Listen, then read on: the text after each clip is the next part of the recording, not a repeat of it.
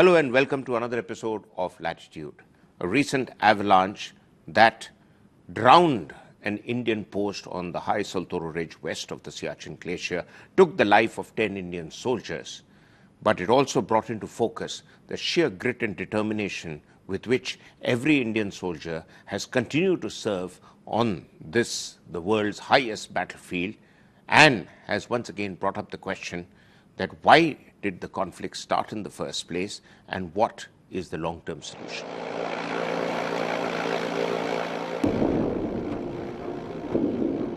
The recent avalanche that buried 10 Indian soldiers on a post in the heights of the Saltoro Ridge, which separates the Siachen Glacier from the northern areas of Pakistan-occupied Kashmir, has brought home the conditions that troops face while serving on the world's highest battlefield, where they defy nature in the line of duty. One soldier, Lance Naik Hanamanthappa, of this lot, miraculously survived for several days buried under ice, but later died despite every medical effort. He now joins the ranks of the hundreds of victims of this harsh battlefield where Indian troops have been deployed since 1984 for 32 years on the icy heights of the Saltoro Ridge that dominates the Siachen Glacier. The glacier, also known as the Third Pole, holds 100 million acres of freshwater resources, which both India and Pakistan dearly need. In fact, the origins of the dispute over Siachen lie in a cartographic controversy.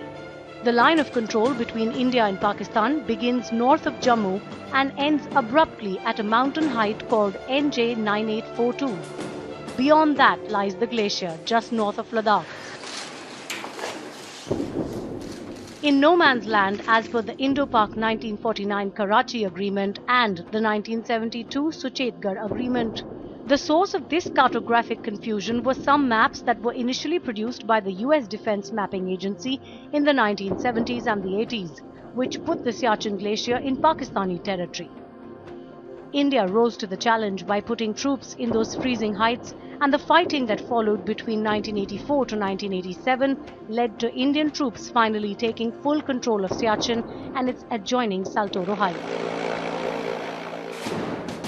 Over the past few decades, the Indian Army has become superbly equipped and prepared to battle the odds in this front line where the IAF and the Army's pilots are running the longest air operation in the history of warfare. India can easily afford it.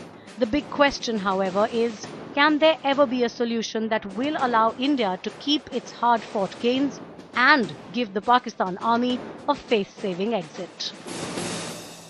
And to look at the various dimensions of a very important military issue that concerns India-Pakistan relations, the dispute over Siachen, we have two extremely eminently qualified guests with us. We have Mr. Shekhar Dutt, a former Indian Army officer, then eventually the Defense Secretary of India, also the Deputy National Security Advisor, and eventually retired as a governor of a state in India. And we have Nitin Gokhale, now an independent journalist, but he's been in both print and in the audiovisual medium, and more recently the author of a well-acclaimed book on Siachen. Mr. Shekhar Dutt, sir, my first question. Not many people in India, even at the highest levels of India's leadership, do really understand the strategic importance of Siachen Glacier. Did we just push in our troops there in 1984 as a knee-jerk reaction to prevent another Aksai Chin type fait accompli? Or did we see the importance of Siachen as something that we needed to hold on to for the entire region of Ladakh and the territories just south of Siachen? I think militarily it's very important that we control the ridge, and if we do, then we have that much depth available for not only putting our supplies but also putting troops. And it is not just decoration that we have taken control of. We do require stationing of troops, and especially we require that Pakistan doesn't have access to that place. So by stationing our troops, we have for denied them accessibility to areas of Leh Ladakh, and also a direct connect with another part of China which they have seceded to China in 1963, the Shekhar Valley. Nitin, you have observed very carefully the various conditions that go into doing exactly what Mr. Shekhar Dutt has spoken about, is to stationing our troops and holding on to this forbidding front line. Absolutely. Can you explain a bit what were your major observations? See, first thing, I think you asked this question to Mr. Dutt, and I just want to come in one sentence on that. I think this was one of the best decisions taken by Mrs. Gandhi, what I call offensive defense, in going up to the Saltoro Ridge in April 1984. What has happened is this has enabled India to stop Pakistan and China bridging the gap between Saichen and Shekhar Valley that you just mentioned. Of course, there are issues about the staying power of the troops, the difficulties of the terrain and the weather, and it's very difficult. But over the years, in these 32 years, I think the Indian Army and the doctors and the scientists have really made life much more comfortable than what it was in 1984. And for my book, I've interviewed people who went up first, Lieutenant General Sanjay Kulkarni, who was then a young captain. And Shokin Chauhan. And Shokin Chauhan, of course, later in June. Sanjay Kulkarni dropped down on 13th April as the first Indian officer with his 30 men. And that time they didn't even expect to stay on for more than 3 or 4 months because they thought this is just one-off operation. Who knew then that this would turn out to be India's longest running operation in that sense, Operation Meghdut. Even General Chibbar wrote, I remember in one of his diaries, that this was something that we preempted the Pakistanis from coming up. And as we keep saying, they don't even look at the Siachen Glacier, they are much lower down. So I think India has done well, and I think India should hold on for that matter. Mr. Shekhar Dutt, this is precisely what's going to be my next question, that India has done well, but also in terms of Pakistan, as General Malik in the foreword to his book has written, it's a subject that hurts Pakistan. It hurts their military pride because they could not dislodge Indian troops there. In fact, whatever they were holding on to in those high heights of the Saltoro Ridge, now better known as the actual ground position line, were also pushed out by Indian troops with systematic effort over a period of 3 years between 84 and 87. You have dealt with Pakistan repeatedly in your talks as Defense Secretary, and I'm sure the Siachen issue would have come out, where many also believe in India it's a low-hanging fruit, so you can sort it out. But is it really such a low-hanging fruit? Allow me, Maroof, just to pay my homage to the soldiers who have laid down their lives, and especially the one who very bravely stuck it out. He is no more now. So let us recognize that the fantastic, their ability and pay homage to that. Second thing, as you say, that Pakistan's has been sort of smarting over it, and they are smarting on a whole lot of other things. And this is one of them, and they think that perhaps the Indian side would think that, well, this is something which can be given. And I have always held that Siachen or any other territory, that is our territory, it opens up our, in the Nubra Valley, we have a peculiar geographical sort of, and especially, I mean, we've got plant life, we've got animals. We are governing that. We are not, India is not just taken on something which is for the sake of, guarding. We are governing that area, the people. And therefore, it is necessary that Pakistan understands. Pakistan can't regard about their own responsibility of governance. I mean, how can you have a sovereign country seceding voluntarily a huge part of their, if they think that was there, or if they think nearby areas they lay claim, they have absolutely no fondness for that area. they have seceded Shaksgam Valley. Now, as far as India is concerned, after sort of establishing its positions, they have further consolidated by sort of taking the Bana talks. Yeah. And there, now we have the height with us. So we are not vulnerable. So I think it is absolutely necessary that we take it as an important military requirement, that we keep it, and the talks can be everything. It's a composite talk, but it can be on everything, but it need not be centered on Siachen. Right, good sir.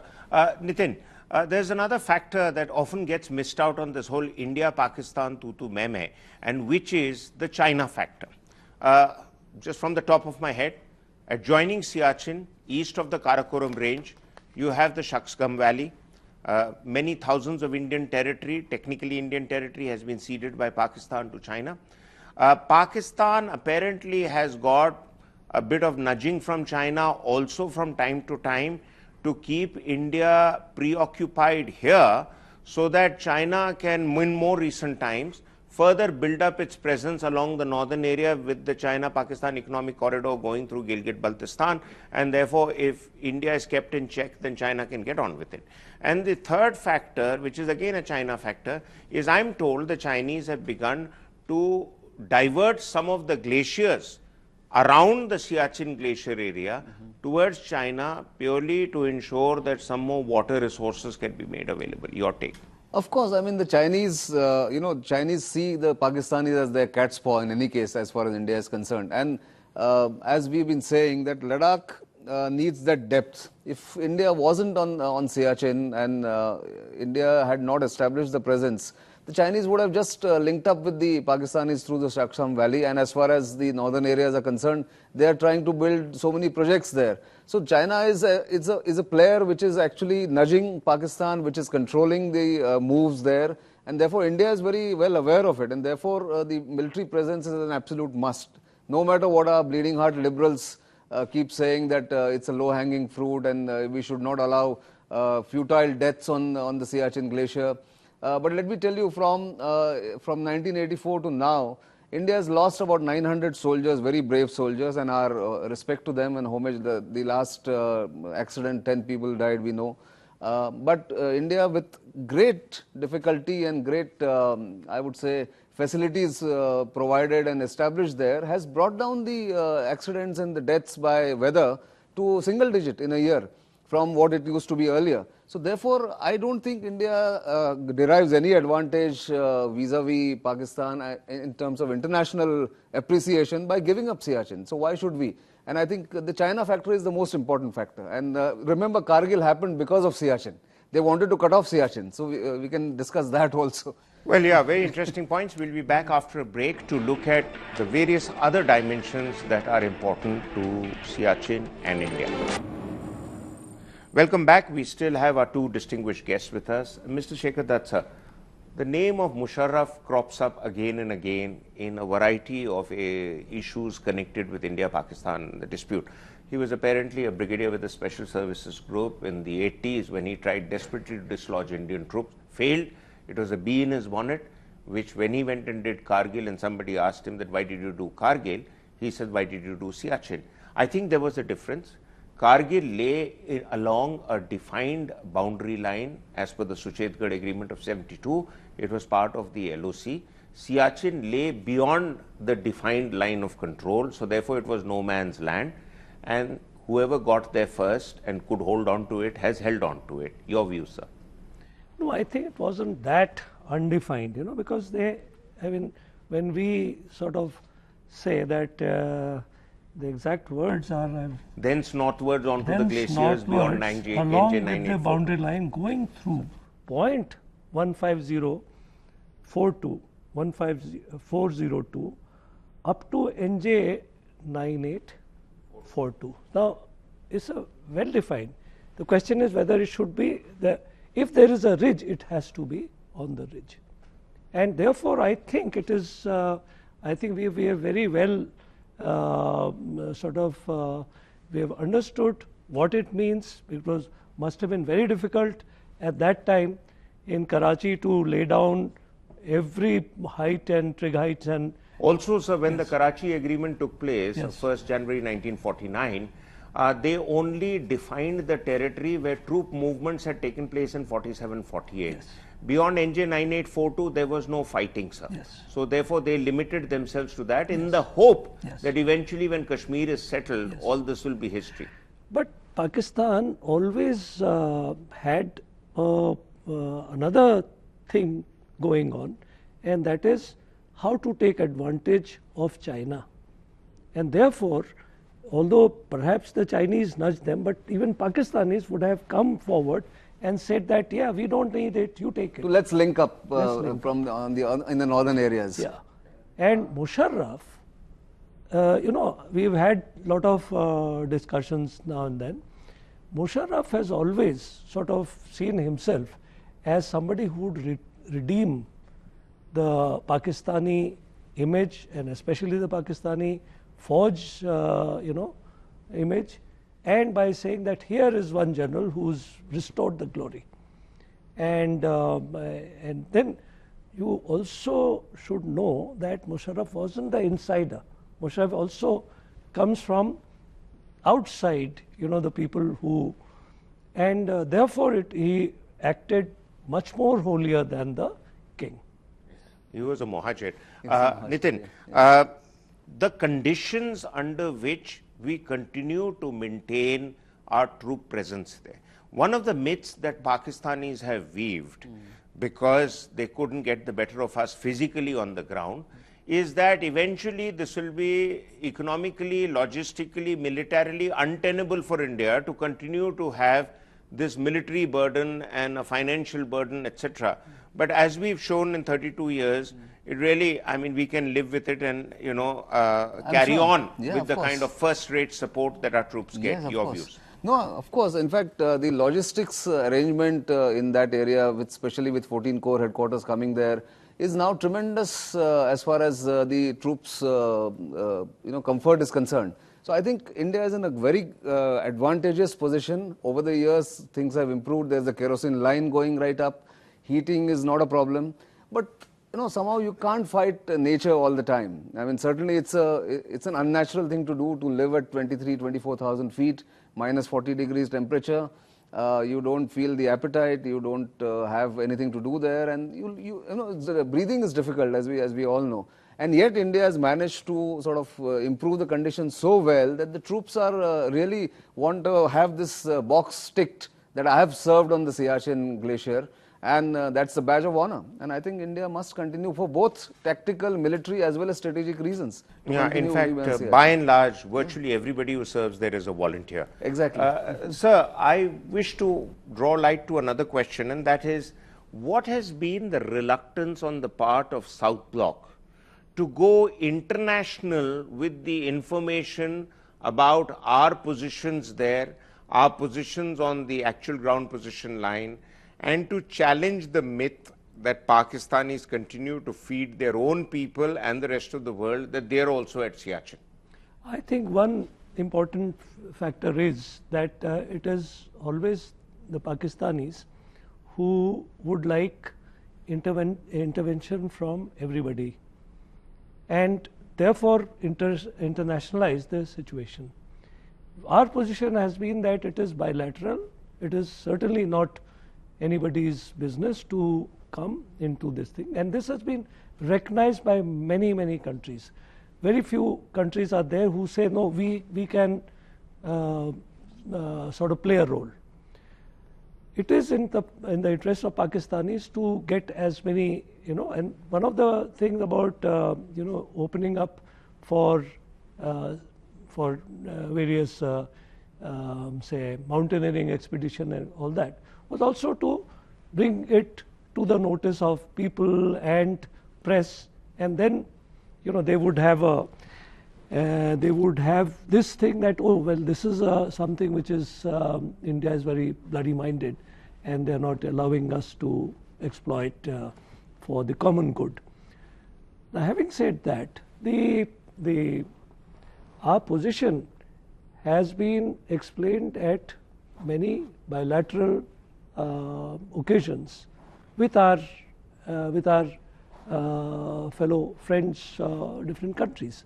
So our position is very well understood by the people who really matter. And therefore, I don't see any reason why we should internationalize this portion and then not sort of bringing the whole of the international media into all our bilateral issues with Pakistan. Right. Thank you very much, sir, for all your points. We're out of time, sir, but I just want to sort of sum up quickly the 3 or 4 points. One is that Siachen is an important military asset. It is a requirement for us to keep it very much as part of Indian territory, to guard the other areas and allow lack of access to Leh, Ladakh and adjoining areas to Pakistan. The second is India's position geographically and historically and on the ground is indisputable. And since the last 3 decades or more, India has proved its willingness and determination to hold on to Siachen.